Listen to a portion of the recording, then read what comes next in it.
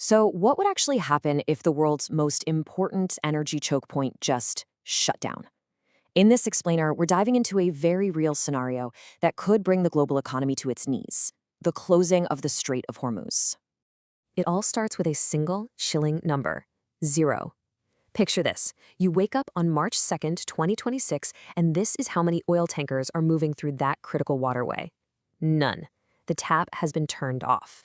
Which, of course, leads to the one question that would be on everybody's mind, sending absolute shockwaves through the global economy. How on earth does a fifth of the entire world's oil supply just stop, practically overnight?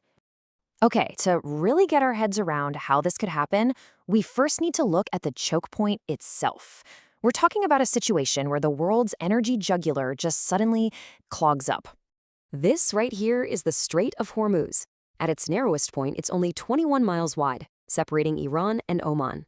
But don't let the size fool you. A massive amount of the energy we all depend on every single day flows through this tiny passage. It is, without a doubt, one of the most critical maritime choke points on the entire planet. Now, here's the really crucial part to understand. We're not talking about a traditional blockade. No government would come out and say, hey, we're closing this. The waterway isn't filled with mines. And yet, the traffic would just stop. It would be what you'd call an effective closure, driven not by a huge naval fleet, but by something much more modern. So, what could possibly trigger something like this? Let's walk through the events that could light the fuse, and just how fast a military escalation could spiral out of control. The speed would be absolutely breathtaking. Just imagine, on February 28th, airstrikes hit Iran. Within a matter of hours, Iran's IRGC's on the radio warning all ships to stay clear. Then the attacks start. Projectiles hit at least 3 tankers, and by March 2nd, it's official. An IRGC commander confirms the strait is closed, threatening anyone who tries to pass. We're talking about going from a tense situation to a full-blown global crisis in about 48 hours. To really grasp the scale of this, we need to understand why this narrow body of water is so unbelievably important. It's not just another shipping lane. It's a fundamental artery of the entire global economy. You see, Hormuz is what's known as a maritime choke point.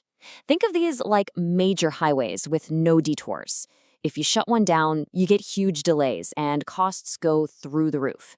And for the amount of energy that passes through Hormuz, there are basically no other practical options. And just look at these numbers. A full quarter of all oil that's traded by sea passes through this one little spot.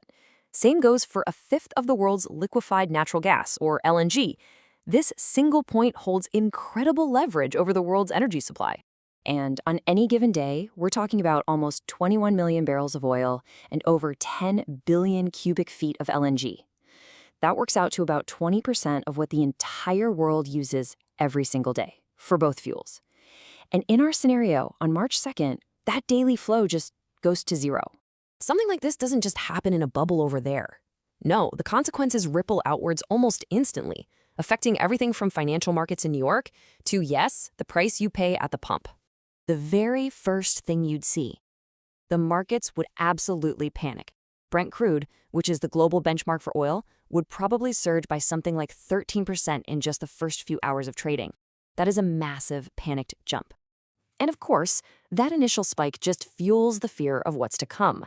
Analysts would immediately start warning that prices could rocket past $100 a barrel if the strait stays closed, kicking off a whole new wave of global inflation. But here it is. This is the real mechanism behind the effective shutdown. It's not about warships. It's about insurance. The major maritime insurance groups would give just 72 hours notice before they cancel all war risk coverage for the region. And without insurance, nobody, and I mean nobody, is going to risk a billion-dollar tanker and its crew. The financial risk is just too high.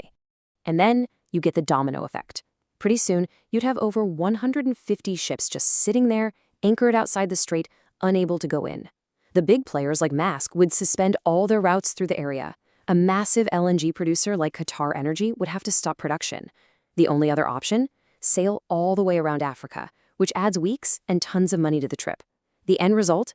Immediate fears of a global cost of living crisis. An expert like Joseph Caporso from the Commonwealth Bank of Australia would probably put it best. A scenario like this is pretty much one of the worst case outcomes for the global economy. That really captures just how serious this is. So, what does all this tell us about the future? Well, this isn't your grandfather's military blockade, and that fact kind of changes the rules of the game for global trade and security. And this right here is the biggest takeaway from this whole thing. A formal, physical blockade never actually had to happen. Instead, what you get is an effective closure. It's achieved through a very modern mix of threats, a few well-placed attacks to show you're serious, and then weaponizing financial risk through the insurance market. You don't need a huge navy to close a choke point anymore.